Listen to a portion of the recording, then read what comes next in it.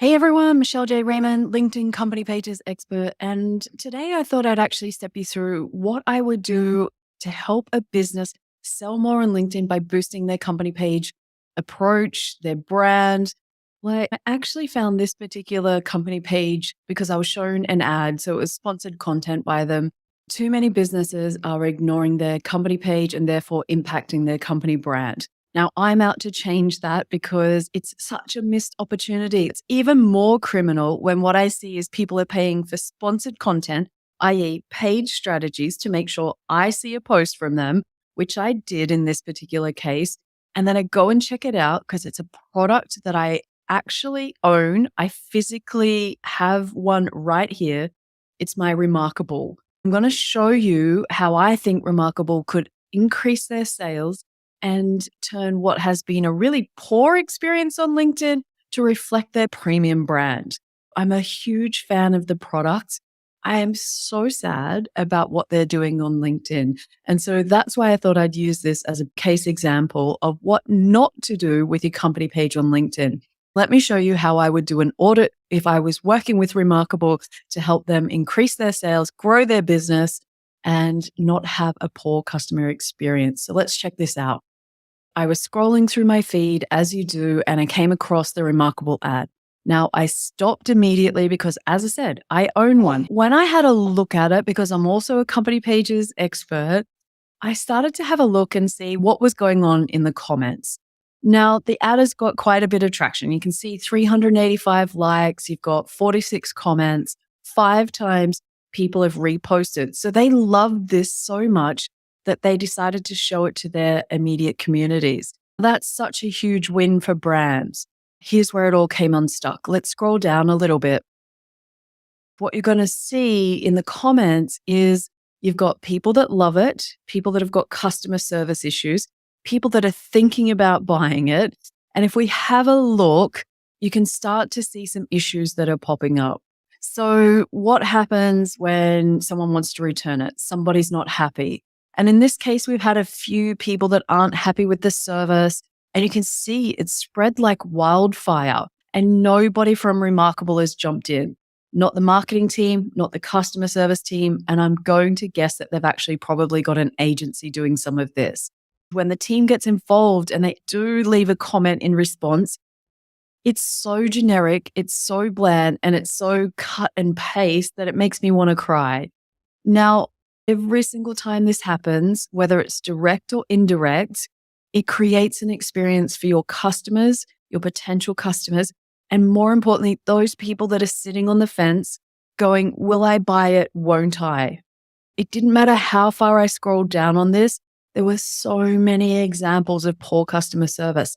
Even worse, as you can see, over and over and over again, doesn't matter how far I scroll down, 0 responses. Now, the way that LinkedIn works, this is the crazy part about this. The more likes, the more comments, the further it goes. So you don't have to keep paying as much to LinkedIn. But if you want to make a donation to them, send it to me. I'll take it. But that's the problem. You've got one team is paying for this message to be shown to as many people as possible. And they've got someone else that's dropping the ball within the business, and it's having such a big impact on their brand. Because this was just an ad in my home feed, and I checked with my friend AJ Wilcox, who's a specialist in LinkedIn ads. And I said to him, look at what's going on here. And he couldn't believe it either. And he said, look, Michelle, this happens all too often. We see marketers not talking to customer service. What he recommends is that before you go out with any paid campaign, you've got to get everybody on board. It's not just pay to play. It has to be a team effort so that nothing is slipping through the cracks. Because really, it's defeating the actual purpose of what's going on. Let's have a look at the company page. And maybe it's just one ad, and I happen to be unlucky, and I just got shown this one, and it's just poor example. Does the pattern continue, or was it just a one-off? Now, I'm going to put money on it that it's not just a one-off, which is, again, just such a missed opportunity. Let me run you through how I would audit this. First of all, we've got the banner. Great. That's a big tick. We don't need to worry about that. Logo is there. No problems. Business name, it's in the right category. So consumer electronics, winning, winning, winning. Off to a good start.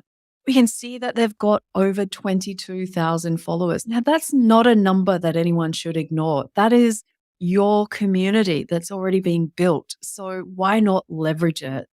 But here's where things are going to come unstuck. I'm very confident. If I'm an outsider visiting this page, I have no idea about what the product is, and I just happen to have been shown one of the ads and I come across to find out more information. Is that what I'm going to find? Absolutely not. Have a look here in the overview, which is, the equivalent to the about section that you see over on your personal profile. What's happening here? We've got so little detail, like so little. What's going on? We've got a couple of lines at best. Now, this particular section is up to about 2,000 characters. What's happening here as well, we're missing out on the search engine optimization that happens not just on Google, but within LinkedIn as well. I mentioned Google because most people don't realize that Google indexes your company page. It's really important to realize that your company page is going to show up on the first page of results whenever somebody Googles your business name. Why does it show there? LinkedIn's a trusted platform. Google loves LinkedIn. And so it actually shows up right up the top. You don't even have to spend any money, which is really cool. But if I click that way and come across, i.e., I don't go straight to the website, or maybe I've had a look and I want to come this way, here's what's going on. Replace your notebooks and printed documents with the only tablet that feels like paper. Learn more at their website, blah, blah, blah.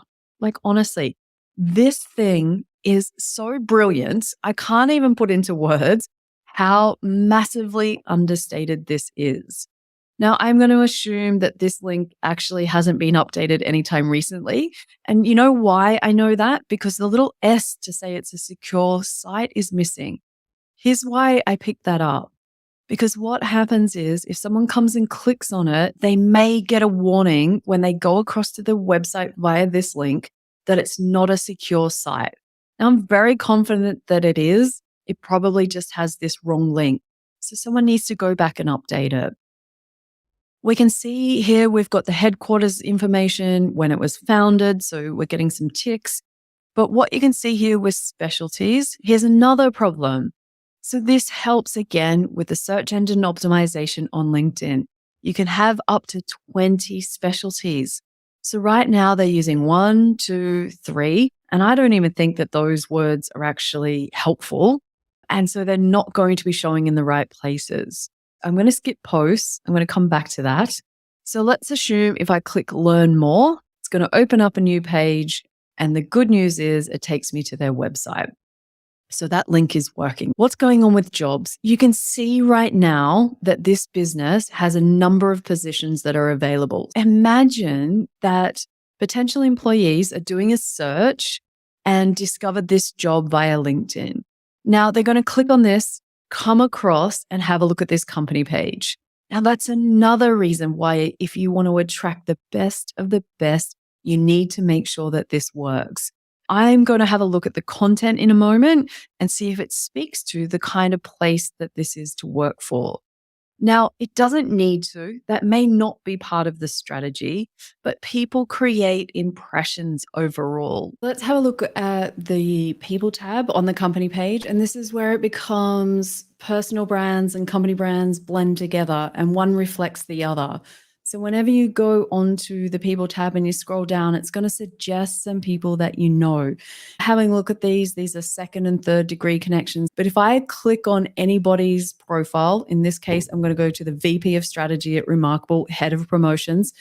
His banner is all being completed, which is great. But again, if we scroll down, we're missing a huge opportunity here. All I'm seeing here is even understated when we look at the work experience section. So don't ever think that people won't look at your personal profile just because you work for somebody else. That kind of shows you how people can land on your profile in ways that you never expected. And this people tab is definitely one of those ways. It's important not just to get the company brand and the company page sorted, but do some work with your employees as well so that everything's aligned and you've got a really strong, cohesive team. The Insights tab, what's it going to show me? Employee headcount's going up, so that's great. You can see what kinds of employees are coming, what new hires they've been making, is it dropping off? There's really a lot of information that people can find just by scrolling through all of this. If I go to the videos tab, this should be like a mini YouTube channel for these guys. Let's see if it marries up with the premium brands. They've got a new keyboard that has come out that goes with this. And this is actually quite a highly polished, I'm going to guess, expensive video. I had a look at this because someone really has, in marketing, paid a lot of money to get a premium video to reflect a premium product. And here's what happened. I opened it up to have a look, and we have the same problem again. We have 0 people from Remarkable responding, right? You've got some people that are again saying, we're thinking about buying one. We've got some people that are saying we've got some complaints. Yes, finally, we've got some feedback down. But again, do you think that that is in line with the brand? Blah, blah, thank you for your feedback. Is that the best we can do in 2023? Now, if I'm a salesperson, the first thing I'm doing is having someone reach out and connect or some kind of trigger to try and entice them into the website, see how amazing it is, or drop some of the cool features that may have just been released on top of the keyboard. So a missed opportunity. You can see great commercial. Somebody liked it, but then no one responds. These comments just kept going on and all the way down. I'm not going to go into it anymore. You can see what it looks like here with some of these videos. They're okay. They're not the worst, but they're from a year ago. So no real recent content and not a lot of volume of content that shows just how great this product is. I know that even in the time that I've owned my Remarkable, they have launched so many new features. We've been able to connect to OneDrive, tags, all kinds of new integrations. They are the perfect time to create some short form content that you can put on their company page. And again, just keep directing people across to see what's the latest and greatest. You've got a massive opportunity to get immediate feedback as soon as you put it out into the universe, taking advantage of those 22,000 company page followers and see what they have to say. This is the difference between talking at people, which is old LinkedIn, and building a community, which is new LinkedIn. So everything that I want businesses to do in 2023 and beyond is look and go, how can I use this to build my business, to build a community, and just get better at this? I want to bring everybody back to the content now so that we can have a look. And I'm going to make this a little bigger so that you can just have a look at what's going on here. You can see that this is all highly branded content, which is fine. I get it, premium brand.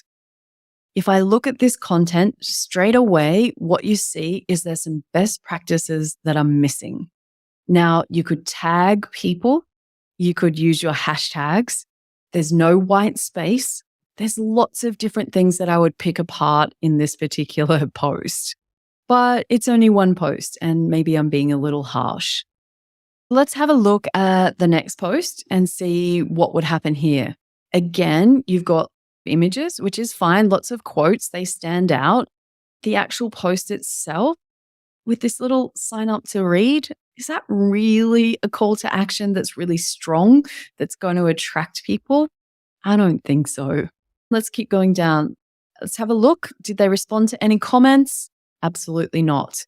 So again, you've got some good feedback. The designers could be listening to this, right? Customer service, listen to this. Sales team, listen to this. The CEO, whoever's running this place, you should be paying attention to this. This is your baby, your dream that's been going for 10 years. I keep coming down and I'm going to see some other posts from a while back. Again, good engagement, lots of likes, lots of reposts, which is great. Any responses? Nope. We're back here again. Oh, we've got one. You can share feature requests. They should be doing that more often. But every single time I read these comments that are on these posts, what's happening is there's zero response or just a really, really generic response at best. No real signs of customer service. And they've got a style, they've got a format. I totally get it if that's what works for them. But here we go again. No tagging, no other options here for the hashtags. It's just so weak. I'm calling it out. It's weak. Scroll down a little bit further. Cool kind of idea. Like the idea for this topic. Let's focus like it's 1999. Oh man, I miss those days myself. But again, no white space, not easy to read. Am I going to stop? Maybe because the images are strong, but if you're not drawn to graphics and you want to know more about the actual product, is that something that I'm going to do? Finally, we get to see some of these pictures of the product, and this is one of their users. So they're showing a use case and a testimonial. It's something that I would keep doing for this particular product because really it is amazing. I'm going to pick another one. We've got somebody here saying, thanks for reaching out. Sorry for the delay in getting back to them. Yeah, that's probably an understatement in most cases on these posts. And again, we've got here someone asking, can you integrate your Google account? And no response except from another user. Now that's great if it's a community and you've been intentional, but if that user doesn't respond, what are you going to do about it? Again, lots of great images. How many times I'm going to say this? If you want your organic content to go further, you have to respond to comments. Like you have to. There's no ifs, buts, or maybes around this one. Here they go. They're celebrating having 20,000 followers. I'm surprised they even noticed, to be honest. Yes, people are tuning in. Yes, this page is growing. And no, you're not doing a really good job. Do you think that they really are thankful? I'm not getting that impression. We keep coming down to the similar style, similar format, always laid out. So at least when I'm scrolling, I can see and recognize that that's from Remarkable. Is it a place that we want to work? We probably still don't know. It's product based. So I'm going to say that their strategy is all about brand awareness, which is totally okay. We've got some changes coming. I can't even read that as I'm scrolling. It's too much of a big chunk. Am I going to stop because I own a Remarkable and I can see this picture? Probably. If I don't own one, am I going to stop?